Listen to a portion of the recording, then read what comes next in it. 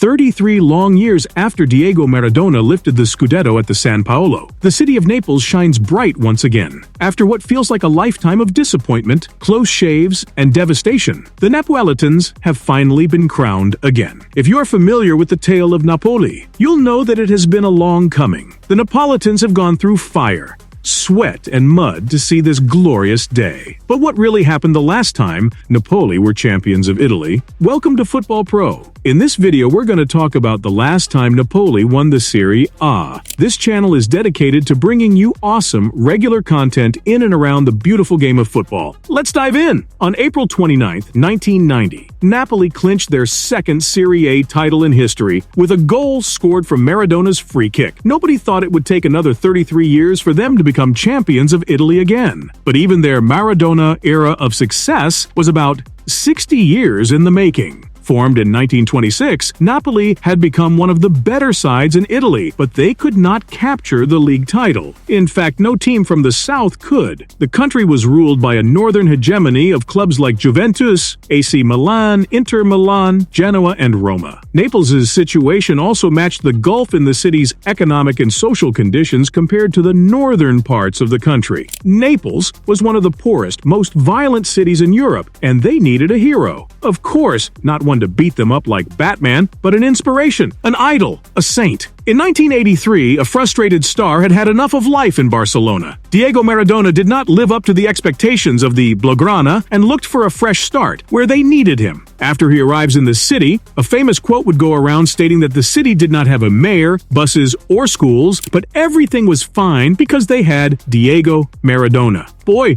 were they right. Over 70,000 fans flooded the stadium that now bears his name to see El Pibe de Oro, the Golden Boy, with hopes of glory. Italy was no playground at the time since it boasted many of the world's best players, and it would take a while for the gears to click. But after Maradona dominated the World Cup in 1986, the floodgates would open in Naples. The Argentine magician led the team to their first ever Serie A title in 1987. The city went wild with celebration. No, the whole South went mad. There was everything in there. Mock funerals for Juventus, fireworks and parties with no end. What made it even better was that Ottavio Bianchi's side had also secured the Coppa Italia after defeating Atalanta in both legs of the final. Complete dominance over Italy. This was one wild, wild dream. Even the cemeteries got graffitied in letters that read, "You don't know what you missed." Maradona was at the center of it all. He was elevated to a divine status right next to the city's patron saint, San Gennaro. Murals of Maradona were painted on buildings, shrines were dedicated, and babies were named after him. That's as good as it gets. It was an incredible feeling, but would it last? At this time, Diego Maradona was no doubt the best on the planet, and he was capable of carrying a team on his back to victory like he had just done with Argentina in the 1986 World Cup and Napoli in the league. Michel Platini's Juventus had bowed before the Argentine, who was bound to do it over and over again. Napoli's league rivals responded by searching for their superstars. Inter Milan brought in Vincent Sifo, and their Rossoneri neighbors purchased the Dutch duo Ruud Gullit and Marco van Basten, while Juventus secured Liverpool legend Ian Rush. And it worked. Napoli imploded during the defense of their Serie A title and lost the crown to AC Milan by losing 4 of the season's last 5 games. Although Maradona and his Brazilian teammate Careca dominated the 1,987-88 season goal-scoring charts, Napoli's defense fumbled badly, especially in the 3-2 loss to Milan at home. Napoli's squad reached a breaking point, where Maradona and other players protested against the coach and demanded his sacking in a press release. But Napoli's president, Corrado Forlano, ignored the drama, and Bianchi remained the team's coach. They might have bottled the previous season, but they remained a very strong team. Aside from Maradona, the team featured players like Brazilians, Careca and Alemão, plus Italy internationals like Ciro Ferrara, Fernando Di Napoli, and Andrea Carnevale. The next season,